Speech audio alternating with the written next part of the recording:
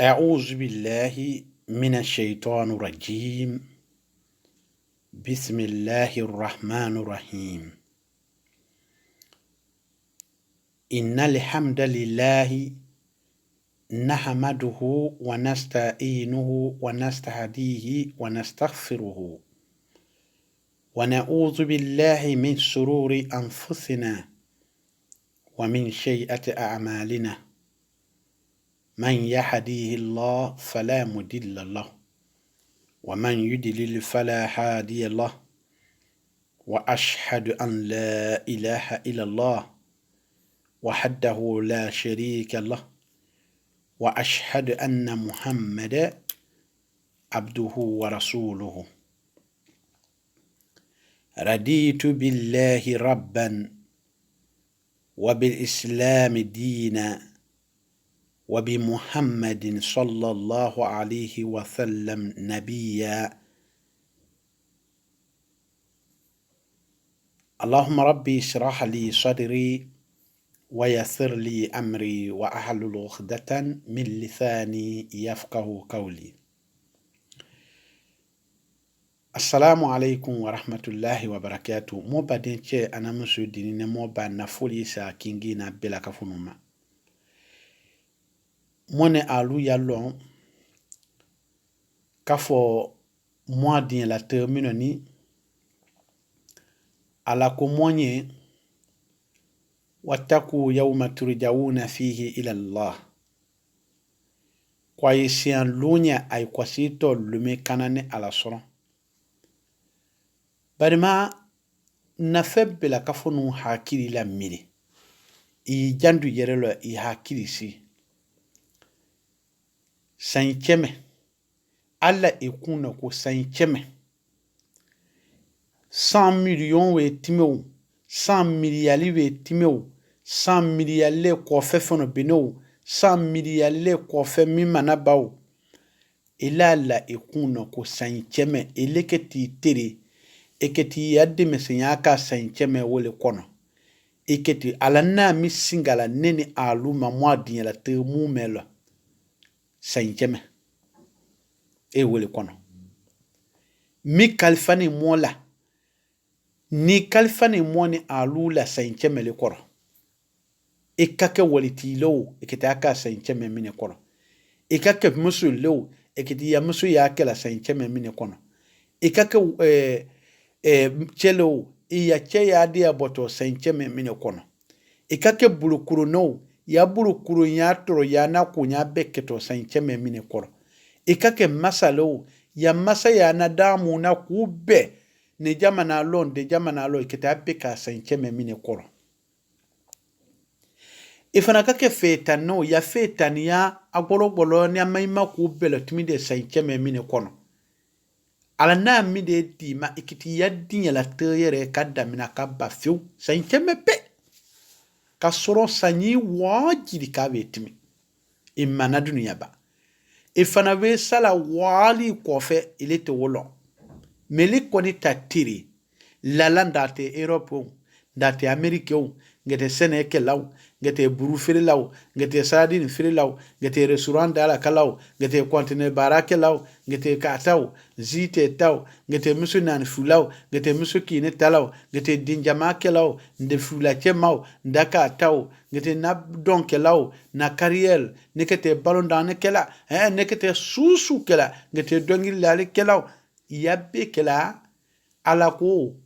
sanchemele singani isi mume ekete yadinya la te nimiri ko susu ma isi kono kuketa bekela sancheme mine kono ese mone aluwe mi konde bo bebe kela mombe sunoa kafo kuisi alaji na alaji abekete sanchemele kono ifana ta kela wole kono ifa iswari jan susu tanwe ana beka sancheme wole kono isamori turuwa iswari jan susu faniwe ana bekela sancheme wole kono isunjeta kita wa iswari susu talaniwe wona dina te ko ele isila kawa iswari jambadegbe mitawe wona tiri wo bekela sancheme le koro afi mabangola saya kanata jaki fama fotima ayalon kwala na mo biala nyamenga welen mi de alo gbere mane mo badi mo sanche me mi koro wo eketa tire jile nyana mayala anyati fanyana anyati banyana anyati yakara moche nyana anyati lejere nyana e jinamilu batula wuti wo karama eketa tire jile nyana mayala isi mu me kono tire cheme mi sanche me mi niwe tiri ji sanji le nyana maya to kono ikete jimina wo sanji kono wo nyati le nyana nyati banyana nyati fanyana nyati dunyo sinyana mine akala muminu jusu tese dinyela kafo sa si la jorosi nyama ala kufoke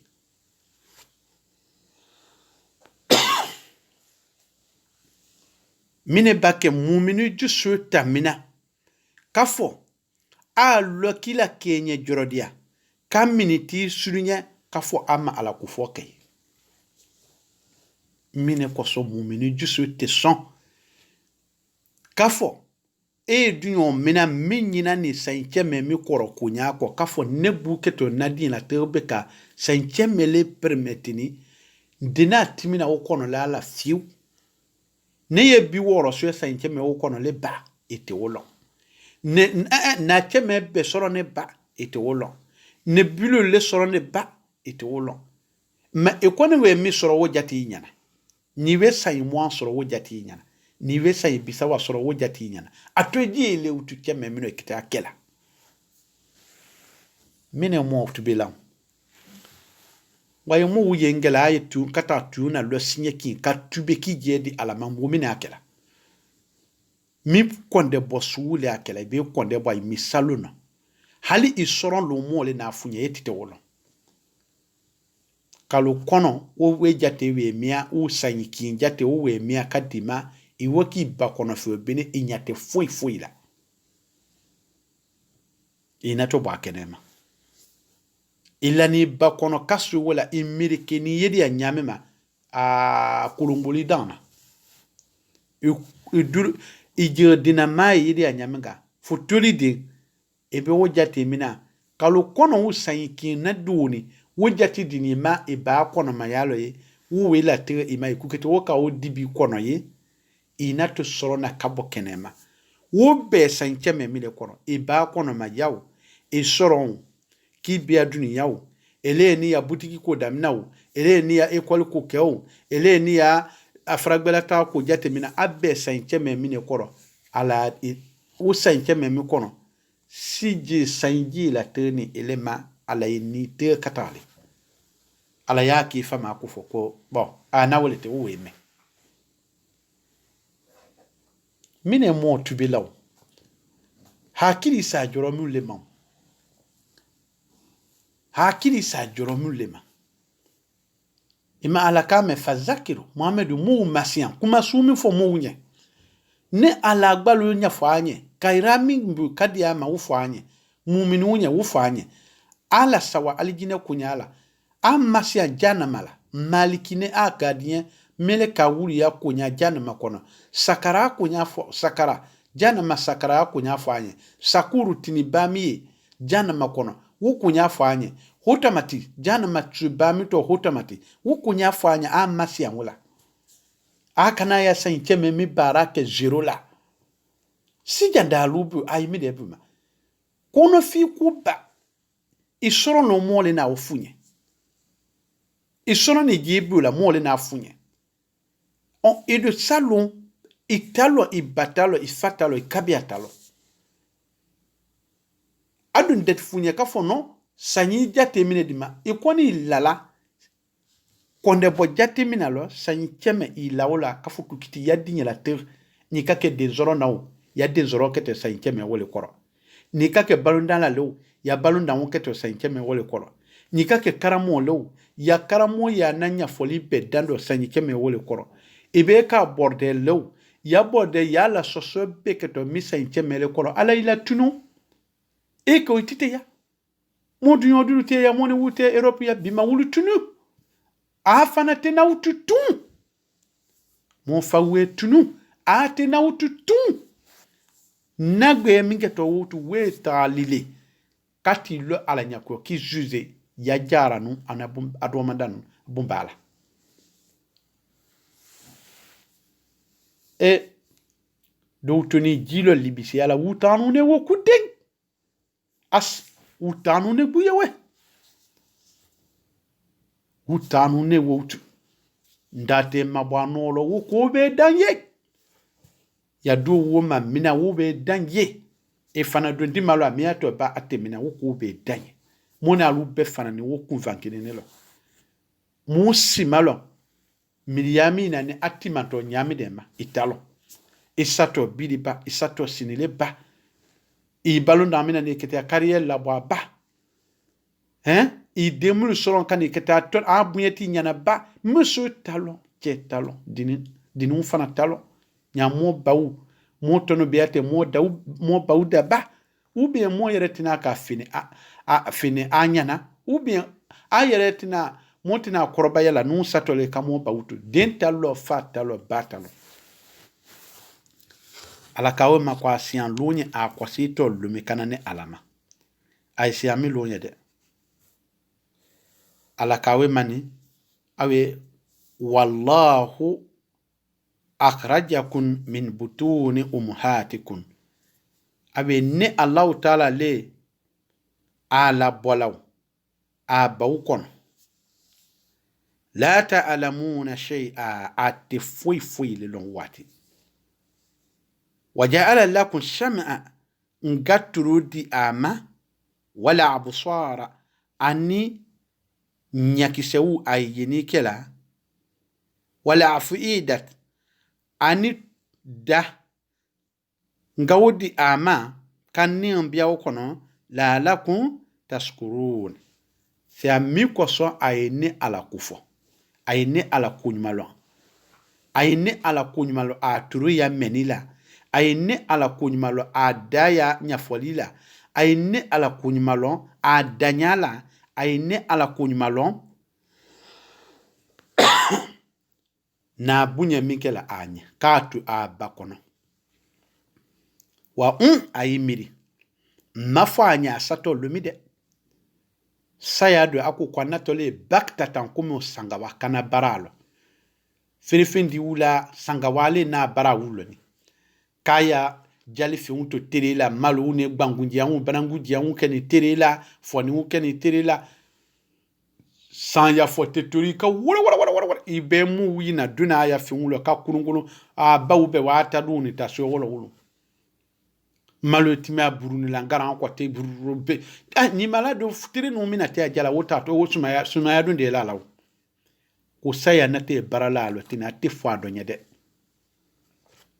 akawe mako saya we ke kawanul fimbale de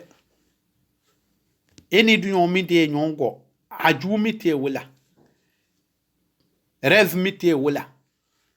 a bon lo konakiri a lo kangan a lo kindi a lo zirekuri a lo subabanu susu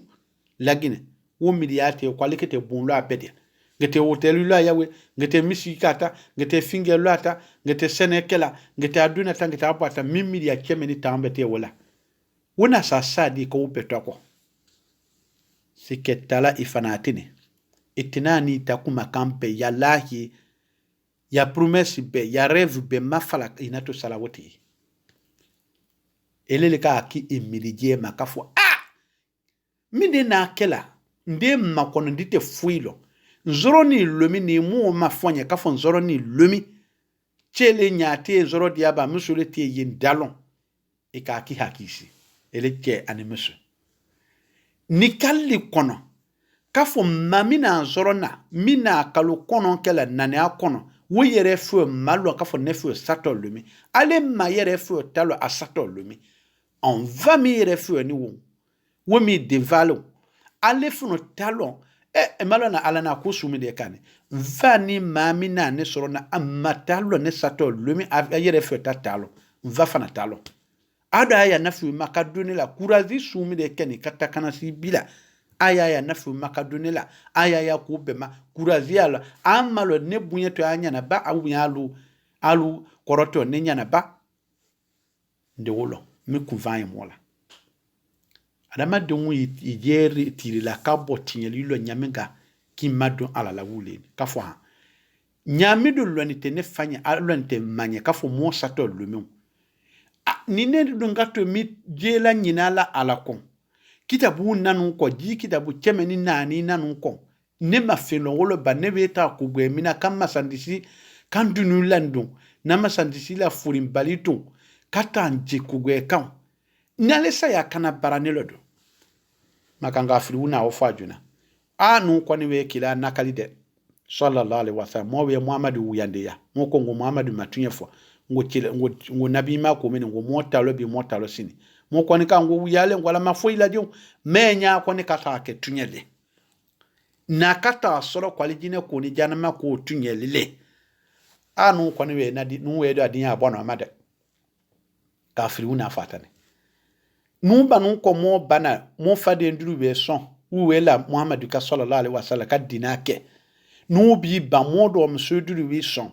mo ni wulu bete jubatura wulu wi sembalo mo koro duru wi ban wulu te jubatura wo be wi sembalo mo be me duru wi ban nu wi jakpe ngo mo te jubatura nda me ngo tunye te kila de ngole ngo tunye te kuyana kole tunye te dina kole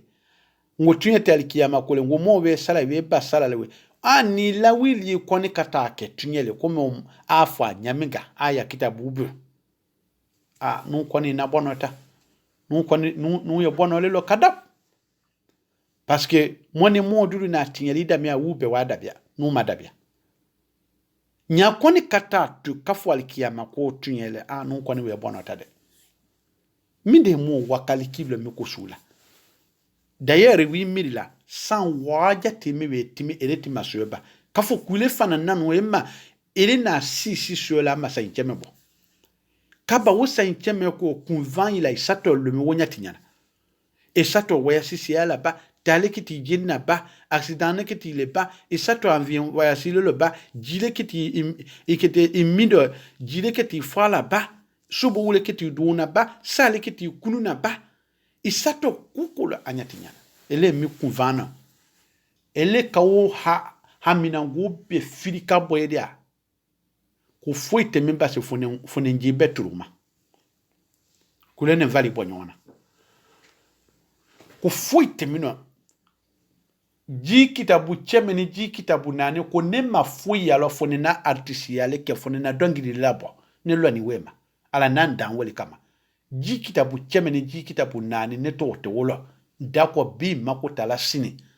ndani jiri yale kama ngete wekela he ijusula agwede nina denge ya o manyangane etika aka denge ya ma isate lumi etika aka o denge ya suede etika aka denge ya ma jangalu nati suya lumi delo mele kanati suya lumi delo ya fa lawla akartani ila ajalin karim lumi delo saya nati suya etika aka o denge ya londa kumina kaina si jusu ya gbe yela ko dangamale ko laterele kwa la guna laterele le ka ko wole dongili lali ku buda ni wole kama beni dangama mine naka ebaden to wudo misilila ele madien umade ha makanga funa fatan kuna mingu kwani katake tunyele ji kitabu chemene ji kitabu nani mine kuma minwa ni wokono kafo alikia makoto nyakata ketunya nunko ni we bonota passe bula diate mo la bi moni do una kafria ka do ya kafria te ju motale una ni sanzera modo ngango dangamali do te nunye kafria lo wulu we sanze wulu we ke mumini balebi do te nunye borderia lo wulu we sanze bi wulu we be nudo modo kinka matinye le kinka do na sanze anyanga yala nuye di makanga firawe na asaka kunu kwani katake tunyele nuwe babona tala kilwale wajere ti nyoma inga wati dulo afo tunyele milu do kanu nyininga litinata ka mina mu bia mu musuko mu mo ya wole sunyela mu mo ya nyombe sunyela mu nyon tunyela fanga mawu fanga dangu basila ka tonye ka bwama est-ce que mu mi fa ya kitabu kono no tunye temine ka fo nyininga li tate kela parce que mimbe tutete mon famulu ka fu fa mi fani wotalo ka fa fani kungi mina est-ce que min tutete na ka fruit wi sila ka wawe malala min tutete nani mila mi mulu nabi ma mulu ka mi fani kala ka te kitikela nani ala kitimi tunyalele me nyami do ngake kitile nyaka ke tunyele nun koni na bonota de parce que nous ma ko bebe ke bade mona lupe ka kami kwandele bo mojenya nyaka ta ke tunyele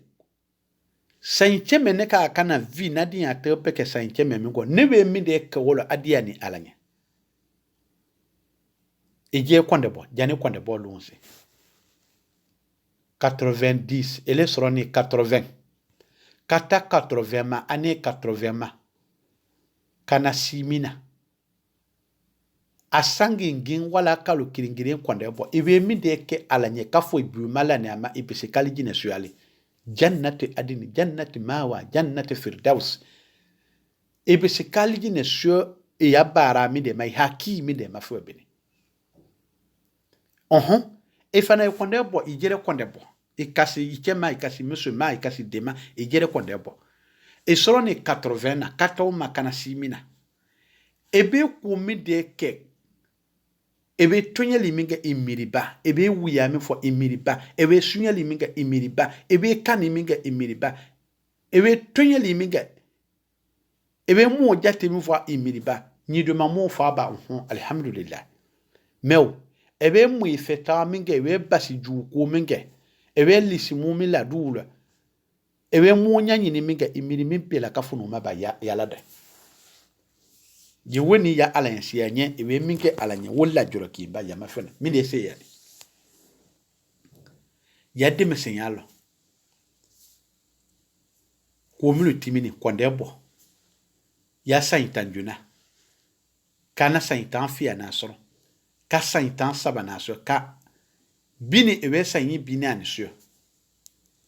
ni we sainyi bini anisyo emilia ewe kumi de ke ile gere ewe mi de ke alabesila do alijina ama ifana we kuju ba mi de ka fo nyaka ta to konde boma alikiyama ele timi mi baranzela juru mulu la wo konde boba sunyeli mulu keni bu kati ya dimse ya makana simina wo konde bo ina fani ba mu mi dimse la wo konde bo ini je warangala mu gwe chemiye wo konde boba wuyami we fu ebulo wo konde bo ejere konde bo janem ala konde bo se siketalo eketa dobu ya kujula wa ala ku fadhakir Muhammad Masianike inna fati zikra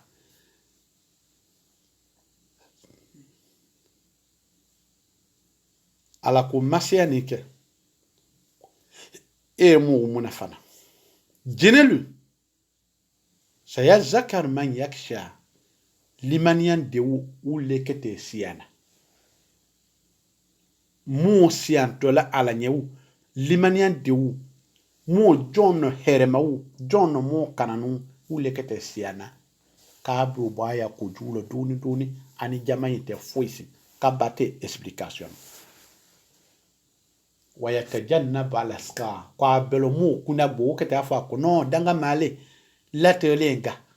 ebenge nu ya jelile ala na latela ma ebenge nu ya sunu ala na latela ma ebenge nu ya bukun ebenge nu ya tin lamine ala na latela ma latele ne latel jule kono danga male kwa mu menge to fa ni we jo kaba ka denga ka to bara ko kanwe kaba aje kokoro duna a sunyeli lo ko latele aje kokoro duna aje felicite la kaje barkala wu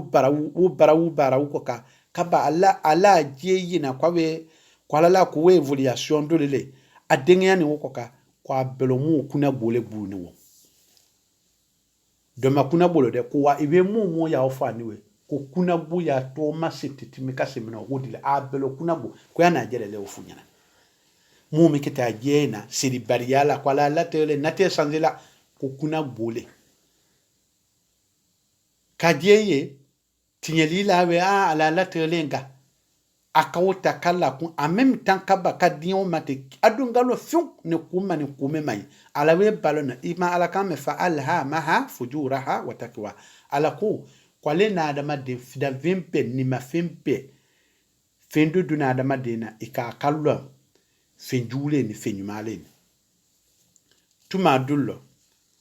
ebe jiri musu kame kwa latele dangamale ala na nu da me ma mosi ti bowala mosi kibala de ala ni damine iteke fo ile fuwe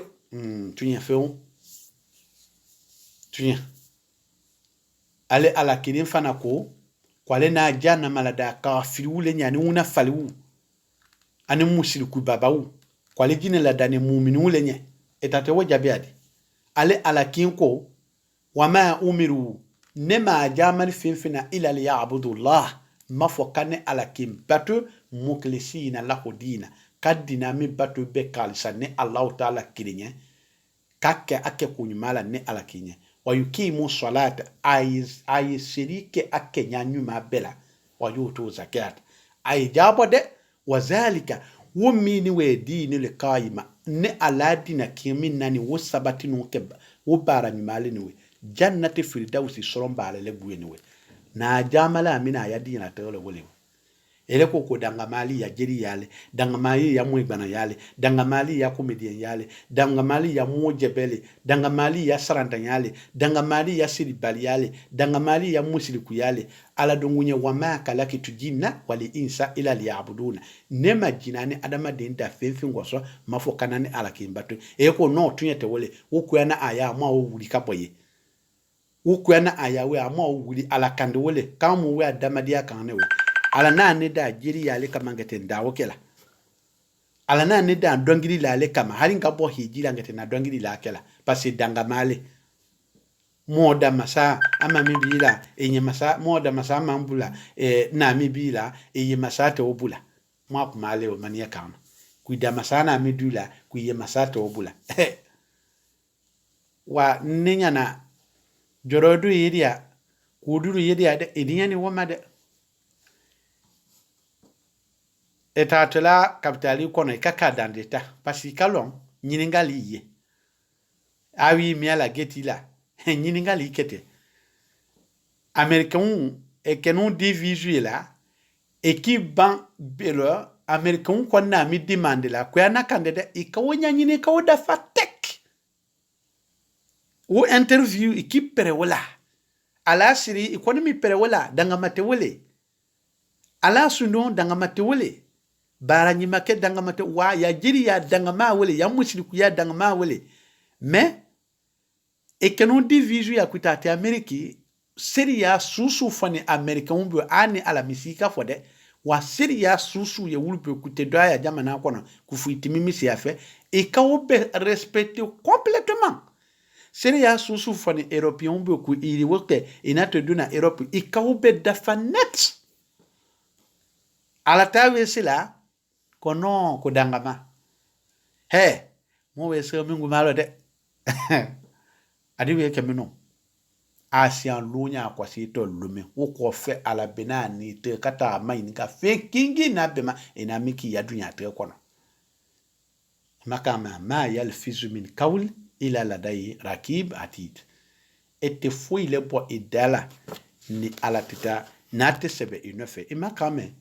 faman ya'mal mithqala dharratin khayran yara wa man ya'mal mithqala dharratin sharran yara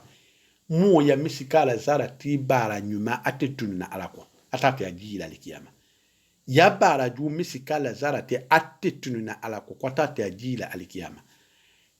ereken umbe kisi sainteme miki fani ebiani dunia kuyetarasi ku sainteme ngini la teni kukiti yadi ya tepe ka okono ikani ta opeke turune mola jere mola turune mula nyina la alako kakuya na sura kemeni sura ta aninani kawla nutu ye ele dama se umada ele fana kamu kiping jeri kungo ya bonde ngana wu ya fo ha e pourtant ala ko kwaye kasisi ya manga dunia de aya jere nyama be ko jere mini we ko mo juso kun fo alale ko jere badegbe ya adama din ya limani ya fo ala kay juso kun fo ka fo ka ba pip ka limani ya gbe ka boy jere kasiku we mu jusu kun langena mayale wele mu jusu kun sona wele mu jusu kun vibre la ni alliance ya ni limani yale me jere ba degbe je la sawa ku nyanyini wati be ki jere la jere kai mu la jere ki jere la jere ku we mu jusu kun sala le je ba degbe ye jusu kun sala le kan ni bolo pip ado ama fe ba tunye ba wuya jeli monsieur fabe jifa anyana atetube abawe jifa anyana atetube ateli monsieur be sanyana abe dongiri la okakata o frika brula atetube e mola diela parce que juste aller timi aje juste sala kaba mo bo juste sala etese mo juste sala ko juste na teke na mayala non ini tibe na mo juste fami macho alabi ita juste to noni bara jinu mui bana fanatini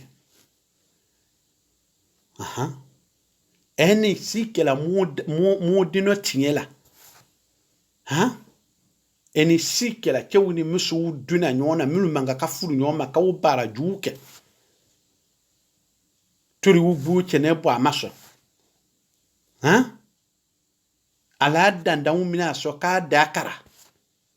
turi wu mi aso kalli sumu dada ka dakara kata biya jula abe jifajem sise nyana mawu du sina so kasise nyana mala du la ni lisimune ele ko kule satodi ete sala fe yalo abaye kwa na sura kemene sura ta anaya waworo ni komini tire lete aya fia sur la kafolo mais les betas e betal leri saba ke sen ko kay dongi lale mudi wujja mastegbe susu jeto ele kingu makan ko soniwe wala ka jiri kungo ya bu fanani ha pasabe salumi ko na karambo awe sala wa ko na karambo amangan we bo adin fan susu mo le kazu ye mo bi kono abara yi sama ye akaira sama eko amasaba mo ka le sondi le siu ana kitabuli la bolao wala ana dawale kelao ana kumakandu le tula kumakanyima ku ana kan akabia la joro mote mari serifu ka mani bi kazuya abe bia la kuta ala neme bonda miaka kabrula kamo mwan yu kante biana abe bia la kuta ala neme bonda miaka bob mare udu abe fo pum ala wo suite no ala meleka ubia ka asulanda mia hein donc il la juumlu be sadu a tuni mola jela fo kata sa abdawe suna a donc il dulo lumi alesanu ko a ju bisi da miaye kuna bara juumi tu ko mo wiyaka mo ka am akanju e mo bi ko no aya asulanda miaye o sula ni le tuti le falki amalo wa comme utu de tinti là de monsieur tindi là de borini tindi là de fado mani i mandi fanye abebe ke wal kotole nyewete newete ne ala motama ne ya muole dongili lala abaye afaye atene musuye akabia complet dafani hein atiri jonjonye wudungalo kuana ayate son baramima ne do musu wala ne ten musu ala astaghfirullah ile mina fama so ki gbamaki ya wori haramuya balanga maso ki gbamaki ya wori haramuya doni nanga maso ki da wori haramuya ki kon kabia maso ki ya wori haramuya ki kon fade maso ki kon ki la liki ni make ki kon ki ila bla tene maso koroche maso fado mani maso bado mani maso ki kon ini ya woli we kabia weti e mandianya wokingi na betati dande alikiyama e aluka badinye mibala tuo mena fokata sale ada kalawe dinye be maka servia abe muula nyine la kuena sura chemene sura tanina ni karanko alikim betilo la mu chemelulu mu cheme worole ka u bela sawa ku be dawa mini ala kufotekine alukata dinye ma abadinka asimu me kemina atati dandadi abe wolinya wolo ka Afrika ta ka kwata te hijile wa atati dandadi elete ne musolete te andene musolete e kolo te dongi la ngoro chelete e faro man tite mui bana yala in faro man nete e la lili tiki na saya anu de femizu yala uete aduna asara ka bomite ya uete aduna avec ta Amérique ateta asani joro ko muta alulete a féliciter la awulete a video patata kaba mu lube kungo su amu kenge na susu ya video patata la ani mu susu ya emela ani mu susu ala mena abe kungo to parce que wula ko ko dialo mo wa tanwayi mo wa mfene mo wa bisa wa mafene eto ya lo ina kiriki ina mafene eto we bialo ko 1 2 3 4 hanfo wa eto ya mo wa tan wala kuna mafene la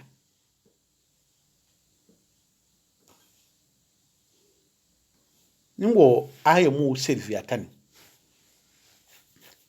amote na mo jela mi abelo bili le mi dongi lala niwe ani mi akọ niwe kala batu mi comedian ya niwe ani mi akọ niwe ka dongi la mia ebe ta wo mai ngalate se suralo la ilaha illa allah muhammadur rasulullah adu fonna ma wo ko ele boni adama ne mi ni jina wudan foi kama fukana ne alabatu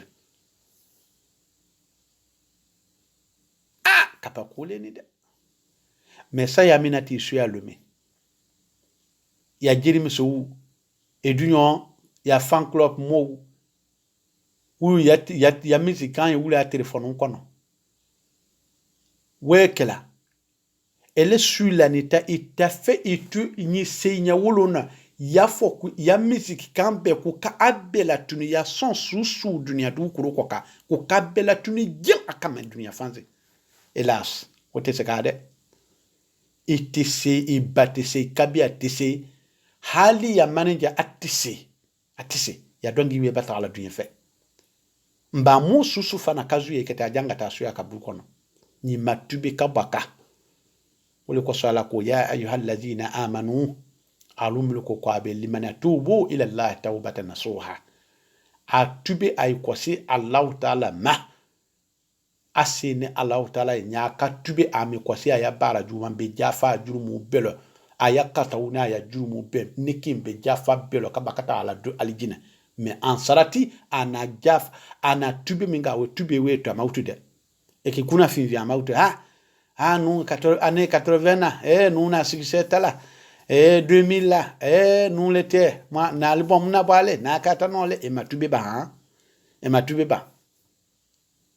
o dangi la du wa fa tube asu tene badin druti la e de loni minimum ikete mun bidabia mu kanya aketo abade si piri la mana ko sumina we tala kaburu kono lume wo sanka si we ni damiala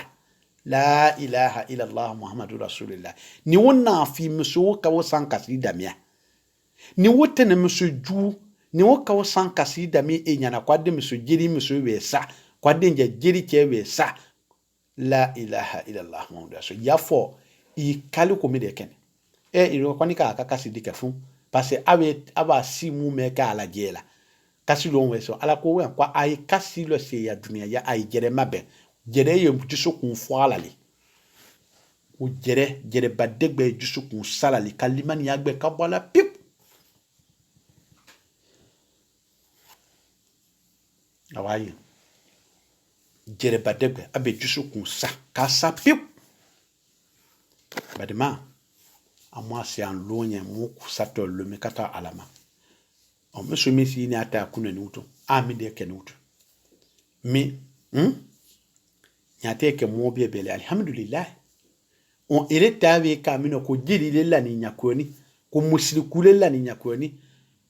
kurumba sila le la ni nyakoni ko sumale su le la ni nyakoni ko ala sosola ju ko le la ni nyakoni am asi mu me kona ma ala tanya yetu ko le su la ni on kitaka di ere si nyame akuna ntu Kenya tila foisi fo itale kata Afrika bru kono nyama ke sube bele amma ke ala dia nyamole amma ke ala ensia nyamole amma ajedi ala maya ana mokela ate islama bebe wuya na lumale ya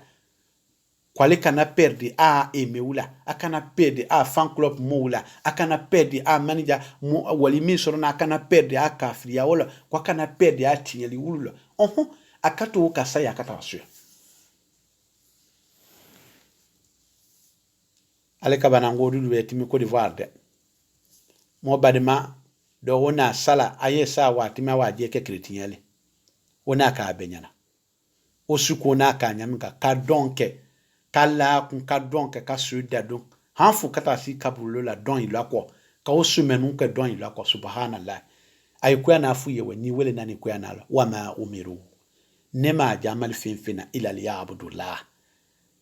mafokane alabatu de mukilisina lahu dina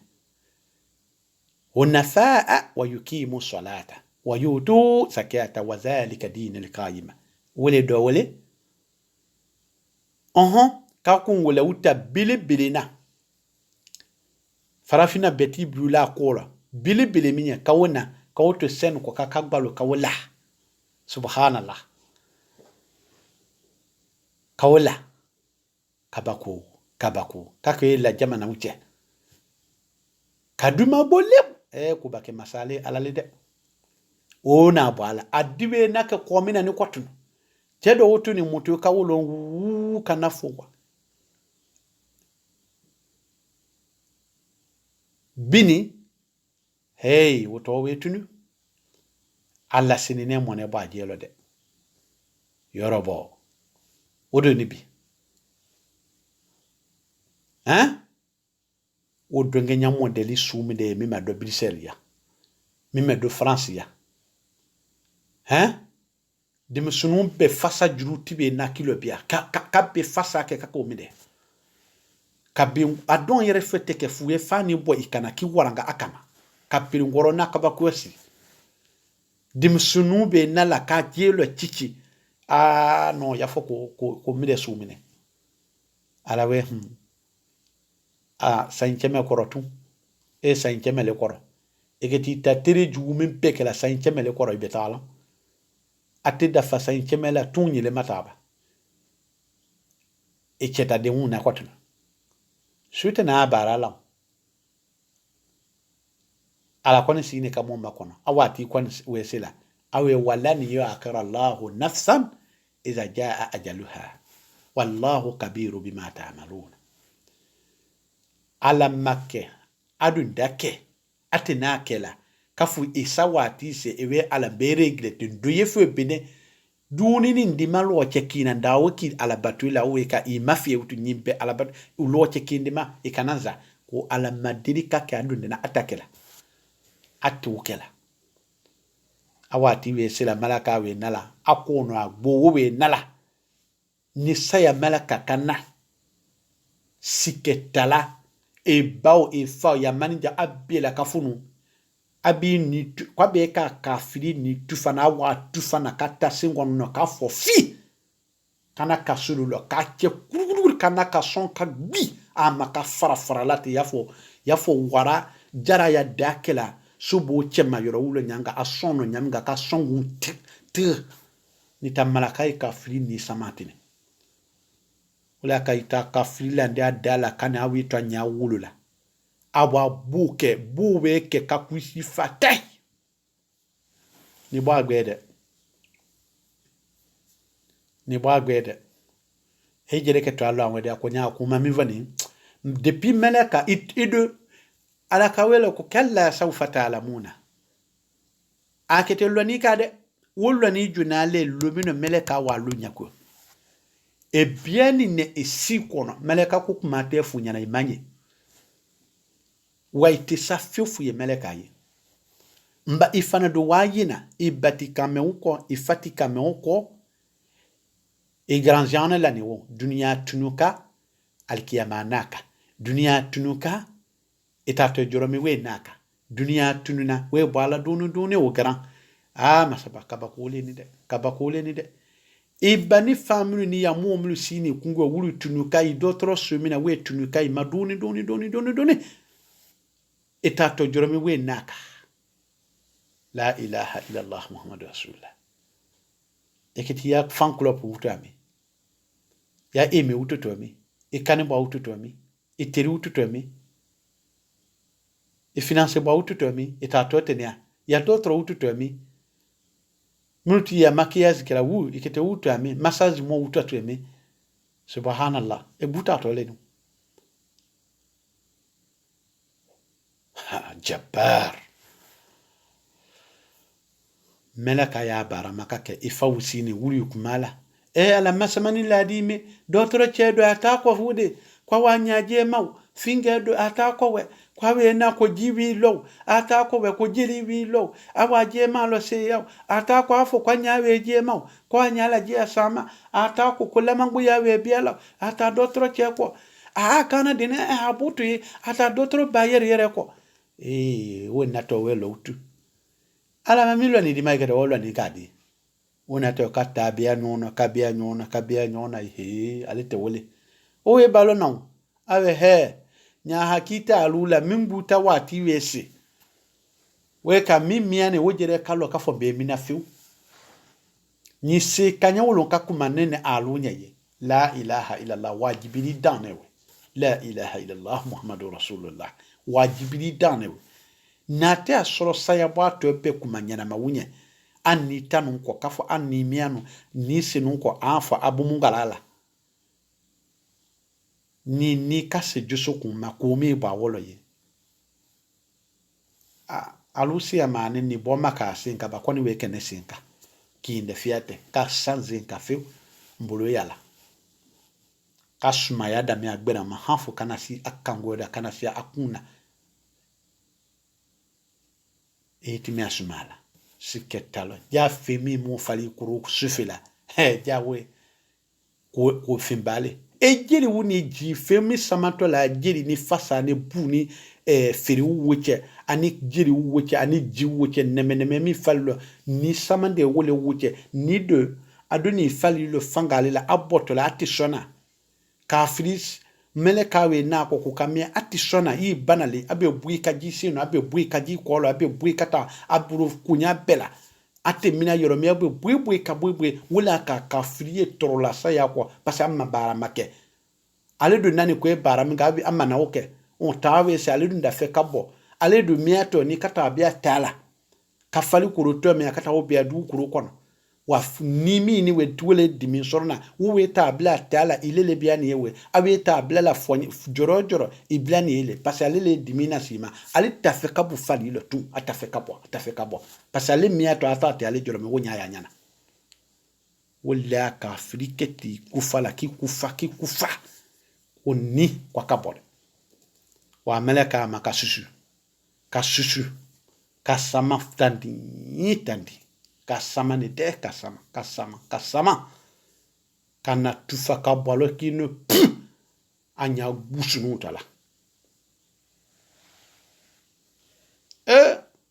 kabako